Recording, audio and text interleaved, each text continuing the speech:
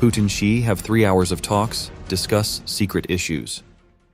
At the third One Belt, One Road International Cooperation Summit Forum, held by China, when answering journalists' questions following his visit to China, Russian President Vladimir Putin said the talks with Chinese President Xi Jinping lasted about 3 hours. Putin said, "We talked with China's president for 3 hours. I can't tell you everything." He added the range of issues discussed included the entire bilateral agenda, a lot of issues there. It's the economy, finance, political interaction, and joint work on international platforms. According to Putin, other issues discussed in detail include the Middle East and Ukraine. On October 18th, China and Russia launched bilateral negotiations with the participation of the two countries' delegations. This meeting lasted for about an hour and a half. After the bilateral talks, Putin and Xi had a one-on-one tea conversation for 1.5 to 2 hours to discuss secret issues. According to Russia's presidential executive office, Putin said, "We had a small lunch, a business lunch with foreign ministers from both sides, with aides, and then President Xi suggested speaking in private. He and I had a private conversation indeed, just talked over a cup of tea. We talked for another hour and a half, maybe 2 hours, and discussed some very confidential issues face to face. It was a very productive and informative part of our meeting." It was the second meeting between Putin and Xi this year. In March, the Chinese president came to Russia on a state visit. Putin previously visited China in February 2022 to attend the opening of the Winter Olympics. The Belt and Road Forum, which took place on October 17th and 18 in Beijing, was attended by over 4,000 people from over 140 countries. Russian President Vladimir Putin arrived as the event's main guest. What is the purpose of Xi's sudden visit to Vietnam? Vietnamese and Chinese officials are preparing for President Xi Jinping's possible visit to Hanoi in late October or early November, right after U.S. President Joe Biden's trip in September 2023. 4 sources told Reuters that necessary preparations were underway to issue a joint statement on Xi's visit. 2 sources said the sides are discussing developing together in a community of common destiny, a controversial phrase often used by Xi. Some other sources said that officials in Vietnam also appeared quite cautious when adding this information. In the August trip to South Africa, Xi Jinping brought a delegation of up to 500 people and booked 2 hotels during the meeting. The earliest delegation arrived a month ago to help Xi decorate and build a presidential residence in Johannesburg, South Africa. All the furniture was shipped from China, from cups and bowls to beds, mattresses, carpets, and even curtains were replaced. As a result, no South African items were left in the room, equivalent to Xi rebuilding a new presidential suite in the hotel. Many people think Xi's actions are too exaggerated, not only extravagant but also unnecessary. The vast majority of the 500-person delegation are just bodyguards for Xi, equivalent to bringing more than half of the security battalion. According to China's military configuration, a battalion has 500 troops. Xi took 500 people with him when he went to South Africa. Of course, his chefs, doctors, relevant administrative staff, some government officials, etc. will serve him, but most of them are Xi Jinping's bodyguards. This time, Xi went to Vietnam. He became even more exaggerated. According to a source, China has sent a team to Hanoi to arrange accommodation for Xi's delegation.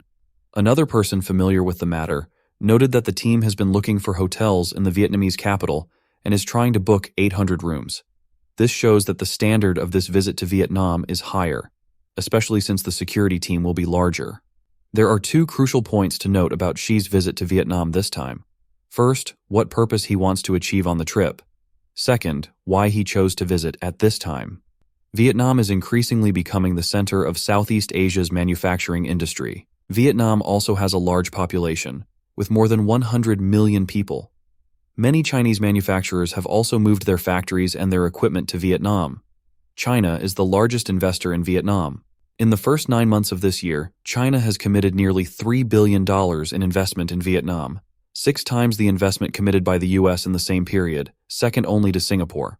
When China joined the WTO, many manufacturing industries in European and American countries moved their factories to China thanks to the nation's cheap labor force. This country also does not have strict requirements for environmental protection, housing prices, etc. Now, it is China's turn to do the same thing. In the past, many developed countries moved their manufacturing industries to China, and now China is also moving its manufacturing industries to Vietnam.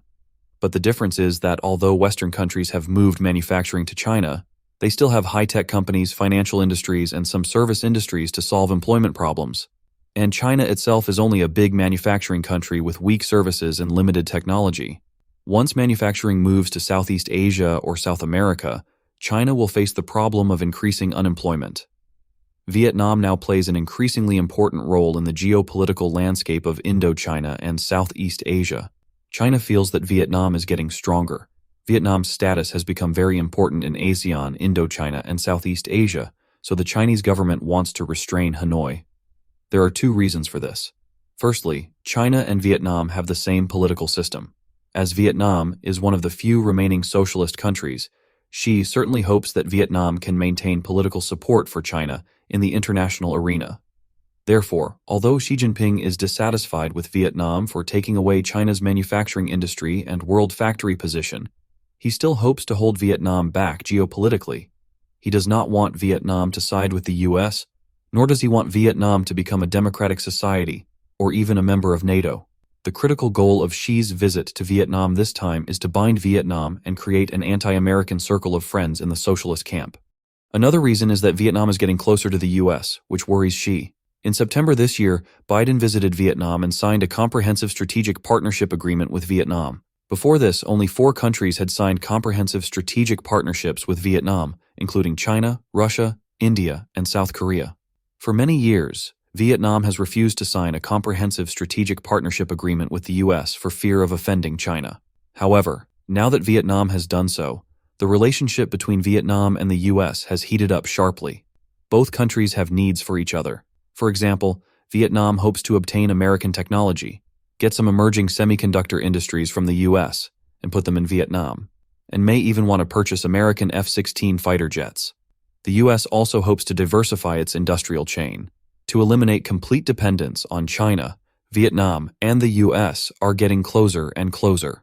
In September, Biden visited Vietnam, and Vietnam welcomed him very grandly. This time, Xi wants to win over Vietnam.